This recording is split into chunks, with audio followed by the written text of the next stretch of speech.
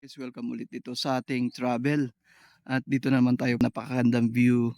Ayan dyan sa likod guys. Medyo against the light pag yung front cam yung ginagamit ko eh.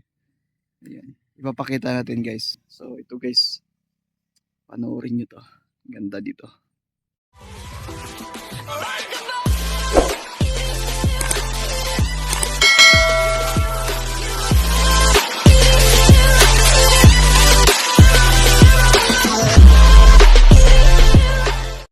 Dito guys, sobrang ganda dito guys. Yan, makikita nyo.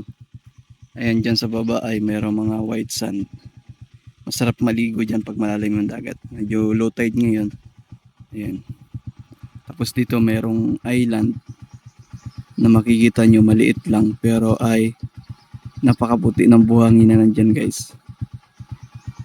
Ganda, sarap pumunta dyan guys. Tapos dito naman sa harap mayroong malaking island dyan na mayroon ding mga puting buhangin. Masarap maligo dyan guys. Ayan o, kung mapapansin nyo, napakahaba ng mga puting buhangin ng island na yan.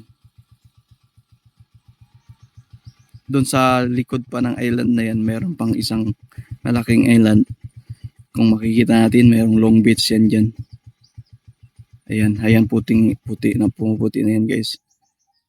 White sand po yan. Dito naman sa area na ito guys. Ayan, maraming island dyan guys. Lahat ng mga island na yan, mayroong mga white sand. Ayan o, kung makikita nyo yan. Yung tatlo na yan, mga white sand yan yung sa harapan nila. O, diba? Ganun kaganda. Ganun kaganda ng mga island dito. Ganun din dito sa isa na to. Ayan, kahit malayo nakakita mo pa rin yung puting buhangin.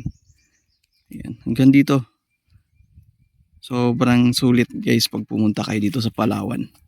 Kahit sa sulok ng Palawan kayo mapunta talagang sobrang napakaganda. So yun guys. Sana nag-enjoy kayo sa aking mga pinapakitang view. Ayan.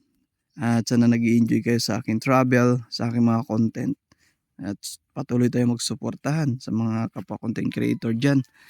At siyempre suportahan nyo aking profile PL Ocon at aking page PLMix Vlog, and then aking YouTube channel PLMix Vlog Palawan.